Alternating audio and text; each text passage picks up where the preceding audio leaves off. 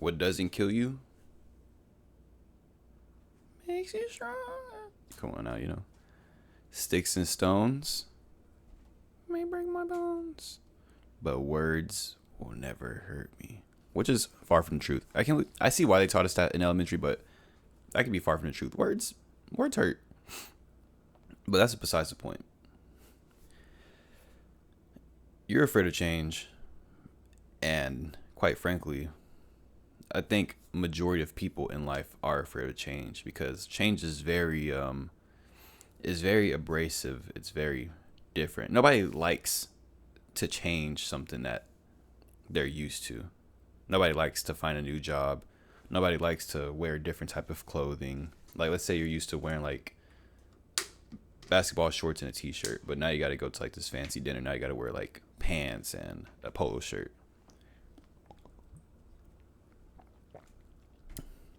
Change can be uncomfortable. I remember, back during COVID, man, when I wasn't working for like, what was that, like a year, I want to say, because quite frankly, everything was closed down. I didn't have to work. And I just remember playing video games, and I got used to the lifestyle of not doing anything and just waking up, playing games, chilling all day, not making a living for myself. And then slowly everything started opening back up, and I needed a job. I didn't want one, because of that change, but I knew I needed one.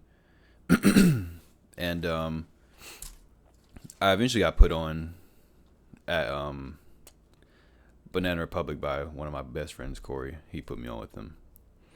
But at first, I didn't really want to get a job just because I was so used to just chilling at home all day, all night, getting paid to do nothing, just, bumming off life. Another most recent example for myself with change and how it can be uncomfortable is, as you guys know, I work for Home Depot, and I work in this department called tool rental. You rent out tools to help you with your job. And this department is the easiest department in Home Depot, in my opinion.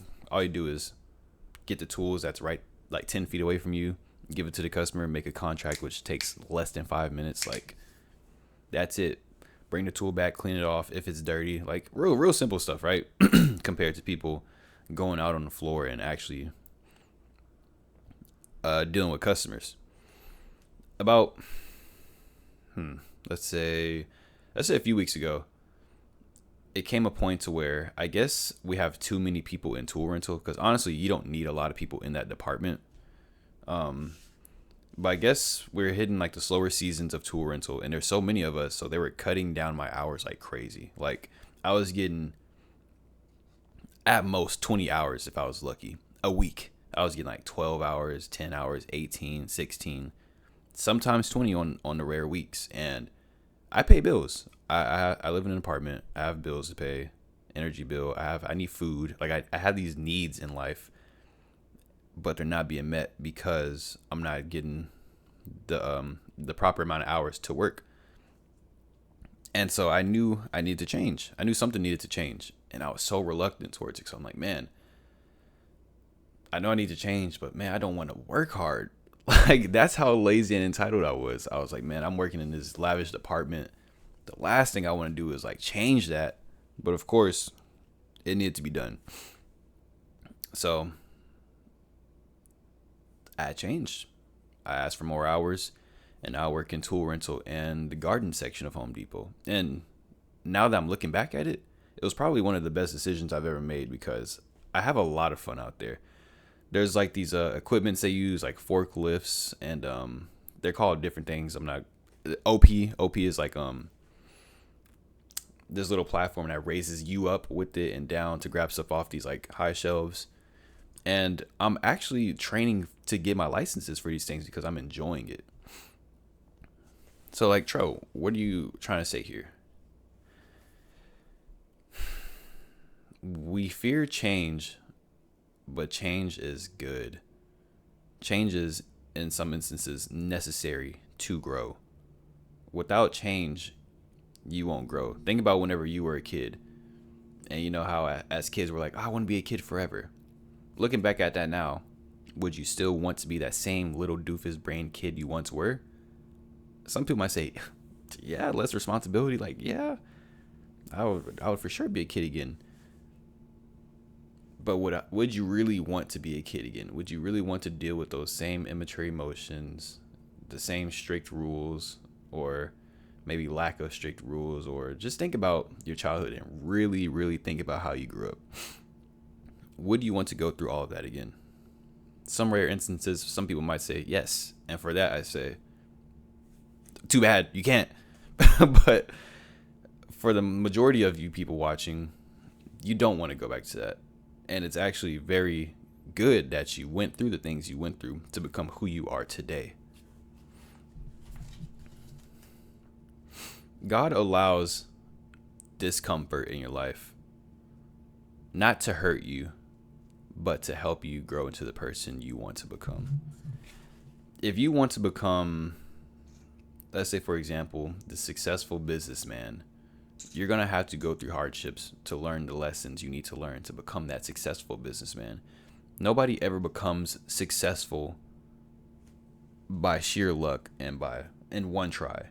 No athlete in the NBA, NFL, tennis, bobsled, like, I don't know, these professional sports, nobody just does it in one go. They train, fail, maybe get to like playoffs, or like minor success, fail. There's a lot of failing and overcoming you have to do. That's all a part of change.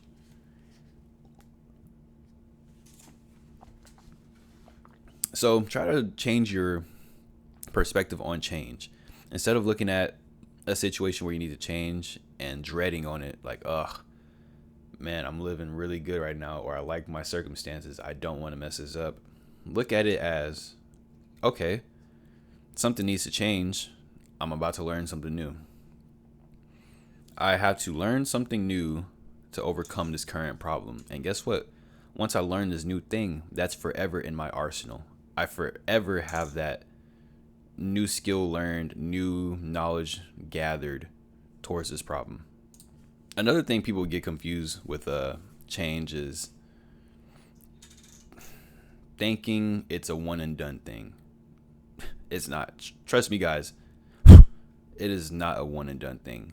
Change takes persistency and time. In my previous video, I was talking about how I keep struggling with the same problems, right? Which is consistency. That has to also tie in with change. Change, you need to persistently work on that problem you're having. And it's going to take time. It's not going to happen overnight. No, this is something you have to continuously work towards, because what you're doing is you're sharpening your own tools towards this problem. So for instance, let's say you want to change your outlook on life, right? Let's say you're very pessimistic. You're not going to become an optimist overnight. No, you have to constantly remind yourself the good things in life and constantly remind yourself, okay, we're no longer thinking like this. We're now thinking like this. And you have to persistently keep at it. So the moment you catch yourself being pessimistic, nope, shut it down. Now think positively. Most importantly, people, you have to face these problems head on. Growing up, life has taught me you can't beat around the bush with a problem. So an example, I had a big problem of setting healthy boundaries with people. So I'm a very nice person, but sometimes to my own demise. Sometimes I would allow disrespect to keep the peace. And that's something I had to learn is like, you know what? Even though what they're doing is annoying me, it's better for me to confront this problem. Obviously not in a hostile way. I'm not going to punch you in the face, but I am going to confront you about it.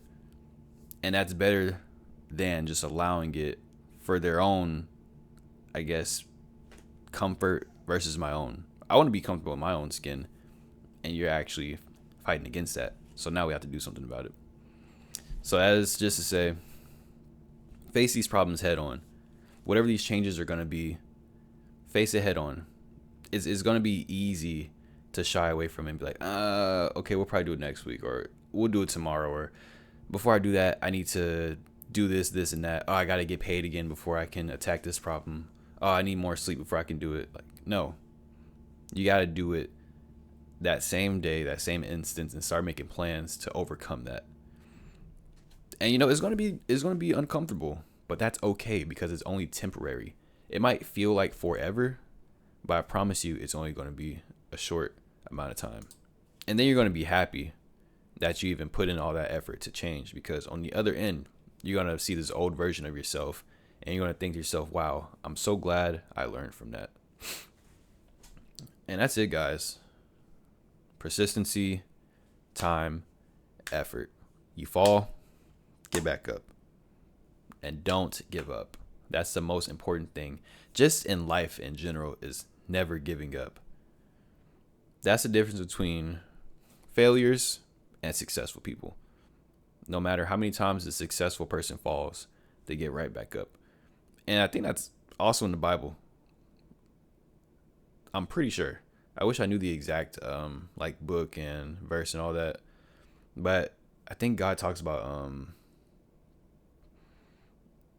like the Christian man, or like the righteous man gets back up every time they fall. So since I don't know specifically what I'm talking about, I'm gonna stop. But that's it, guys. Persistency, overcoming challenge, and pushing forward. Toodles.